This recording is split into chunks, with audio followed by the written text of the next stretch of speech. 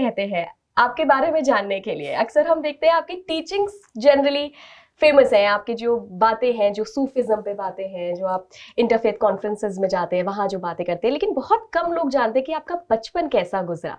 तो मैं सबसे पहले आपसे जानना चाहती हूँ कि कैसा था आपका बचपन और कब आपको लगा कि आध्यात्मिकता की तरफ आपका रुझान, इंटरेस्ट बढ़ा और कब से आपने ये प्रैक्टिस शुरू की? देखिए, बहुत शुक्रिया आपका इस सवाल के लिए, क्योंकि ये सवाल बहुत कम पूछा जाता है। जहाँ भी हमारे इंटरेक्शंस होते हैं, टॉक्स होते हैं, वहाँ पे मजमा रहता है, लाखों लोग रहते हैं और लम्हे भी कम रहते हैं। इस वजह से जो असल मकसद रहता है, जो एसेंस है, वो यही है कि आज के दौर में 21वीं शताब्दी में हम सदियों से जो एक विजडम है, विवेक है, एक पैगाम है, उस पर अमल करते हुए किस तरह सीना बसीना, heart to heart transformation of knowledge, जिसको हम कहें, अध्यात्म कहें, किस तरीके से आगे बढ़ता रहा। किताबों के ज़रिए भी हुआ, लेकिन उससे ज़्यादा गुरु शिष्य परंपरा जो रही, जो गुरु शिष्य परंपरा है, वही हमारे देश की एक ऐसी यूनिक अंडरस्टैंडिंग है स्पिरिचुअल ट्रेडिशंस को लेके, जो पूरी दुनिया में उसका दूसरा उदाहरण नहीं मिलता। तो बचपन से ही जब उस दर पे पैदा हुए जहाँ पूरी दुनिया आके अपना अकीदत का इजहार करना चाहती है, उस दर पे अपना सर रखना चाहती है, तो ना कोई फिक्र है, ना कोई गम है। जो गरीब नवाज के पैगाम मोहब्बत से अपनी ज़िंदगी को साराबोर करते हैं, उसमें इमर्स रहते हैं, उस डिवाइन थॉट्स में रहते हैं, तो उसी एक ओशन ऑफ अनकंडीशनल लव में जब आप आंखें खोलते हैं, वो महसूस करते हैं, तो ये बड़े ख़ास लम्हे थे। वो आंगन, ख्वाजा का जो आंगन है, वहाँ पे हम बचपन में, हमें याद है कि वहाँ खेले भी हैं हम, भागते भी थे। कौन सा गेम खेलते थे? देखिए, हमारे जितने भी, नहीं क्रिकेट वगैरह तो नहीं, लेकिन ये है कि छुपना, पकड़म पकड़ा खेलते थे वहाँ पे।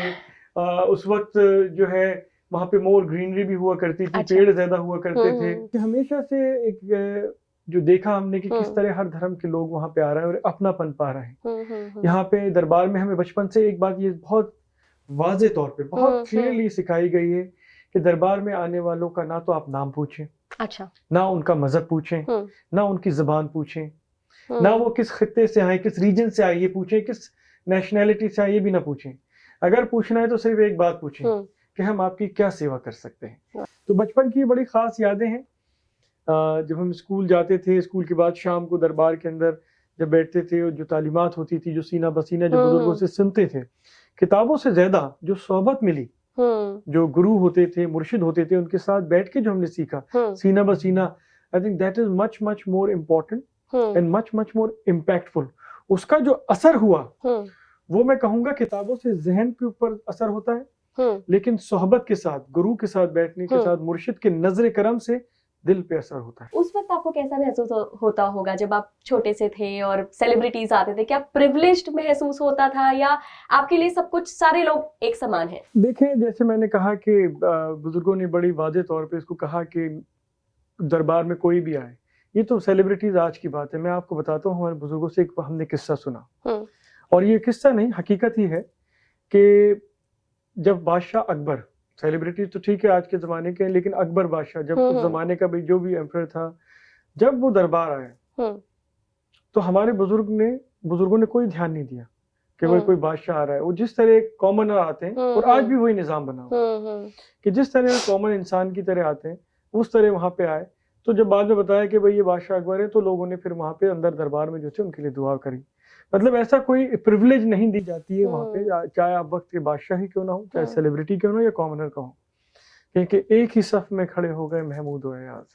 क्योंकि दरबार का निज़ाम यही है कि जैसे मैंने कहा कि इंसान की दुनियावी शख्सियत अपनी जगह, लेकिन रूहानी तौर पे भी किसी भी धर्म को मानने वाले हो, वहाँ पे एक ही दस्तरखान पे लंगर खिलाते भी और खाते भी। स्पिरिचुअलिटी का आई थिंक चिश्ती साहब कॉन्सेप्ट ही यही है, जहाँ पे कोई भी ऊंचा और नीचा नहीं है। जैसे दरबार में जब आपका बुलावा हो तो ये आपकी जगह है, बारगाह गरीब नवाज में अगर आपका बुलावा हो तो ये आपकी जगह, तो जिसका बुलावा होता है वो उनकी जगह होती है।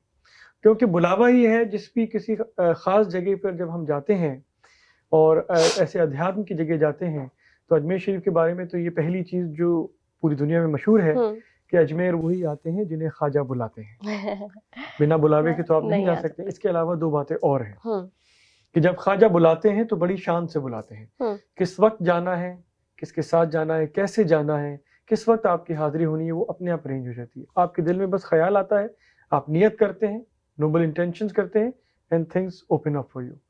और तीसरी बात जो सबसे ख़ास बात है कि अजमेर शरीफ दरबार में वो ऐसी खसूसियत है, वो अता है उस रब की तरफ से कि जब ख्वाजा बुलाते हैं तो कुछ देने के लिए बुलाते हैं। अच्छा। जितने हज़ारों लोग वहाँ पे आते हैं, लाखों लोग डेली की तादाद में आते हैं, उन सबको मिलता ज़रूर है। जो अपनी दुनियावी अर्जियाँ लगाते हैं, मुराद वहाँ पे मांगते हैं, वो तो मिलती है दुनियावी तौर पे, लेकिन जो सबसे बड़ी चीज़ मिलती है दरबार गरीब नवाज में, अजमेर शरीफ में, वो है दिल का सुकून। वाह। कोई भी दिल के सुकून से महरूम नहीं होता, चाहे दुनिया के किसी भी खत्ते से आए, अंदरूनी इलाकों से आए, गाँव से आए, किसी भी बैकग्राउंड से आए, दिल का सुकून ज़रूर पाता है। और आज के दुनिया के जो हालात हैं, अगर किसी जगह जाके किसी के पास बैठ के 2 पल का दिल का सुकून मिल जाए, उससे बड़ी दौलत नहीं है। आपने दुनियावी बातों की बात की कि दुनियावी चीज़ों के लिए आते हैं, लोगों को मिल जाते हैं। इसी पे आऊँगी मैं, मटेरियलिस्टिक चीज़ें जो होती हैं, एक मिथ है समाज में कि जो अध्यात्म है वो आपको डिटैच कर देता है इन सारी मटेरियलिस्टिक चीज़ों से। तो लोग घबराते हैं कि अध्यात्म में चले गए, अगर आध्यात्मिक बन गए तो कहीं ऐसा ना हो कि हम जो भौतिकता चाह रहे हैं, जो हम मटेरियलिस्टिक चीज़ें चाह रहे हैं, इनसे हम डिटैच हो जाए। तो आपका इस पे क्या मत है कि क्या वाकई ऐसा होता है? वेल देखिए, जब हम बात करते हैं अध्यात्म की, स्पिरिचुअलिटी, वो एक एहसास है, और एहसास हमें अपने आप से दूर नहीं जाने देता। जब हम उस एहसास को महसूस करते हैं तो इस दुनिया में जिस मकसद से हमें उस रब ने भेजा है, उसको हम हासिल करने के रास्ते पे चलने लगते हैं। दुनिया में आने का मतलब ये नहीं है कि हम बस पैदा हुए, तालीम हासिल करी, अपने आप को एजुकेट करा, बड़े हुए, अपना करियर बना लिया, बैंक बैलेंस बना लिया, शादी ब्याह हो गया, फैमिली हो गई, फिर एक धीरे धीरे करते हुए एक ओल्ड एज में आ गए और इस दुनिया से रुखसत हो गए। ये तो एक दुनिया का निज़ाम है, सिस्टम है, जो हमें उसका हिस्सा है। लेकिन सिर्फ यही करने हम इस दुनिया में नहीं आए। और अध्यात्म, स्पिरिचुअलिटी हमें उस मकसद से रूबरू करती है जिस मकसद से हमें उस रब ने, उस ईश्वर ने इस दुनिया में भेजा। क्योंकि हर इंसान जो इस दुनिया में आता है, और इंसान ही नहीं बल्कि पूरी कायनात कहें, चाहे वो एक पत्ता ही क्यों ना हो, परिंदा ही क्यों ना हो, पक्षी ही क्यों ना हो, पेड़, दरख्त और इंसान जो अशरफुल मखलूक़ात है, सबका कोई ना कोई मकसद है। ऐसा कोई शख्स नहीं है, ऐसा कोई पार्ट ऑफ क्रिएशन नहीं है जो वजूद में है लेकिन बेमकसद है। तो दुनिया की अंधी भागदौड़ में अगर हम लगते हैं तो उस मकसद को कहीं ना कहीं हम भूल जाते हैं। और अध्यात्म दुनिया के साथ साथ हमें उस मकसद के साथ भी जोड़े रखता है जिस मकसद से हमें उस रब ने इस दुनिया में भेजा।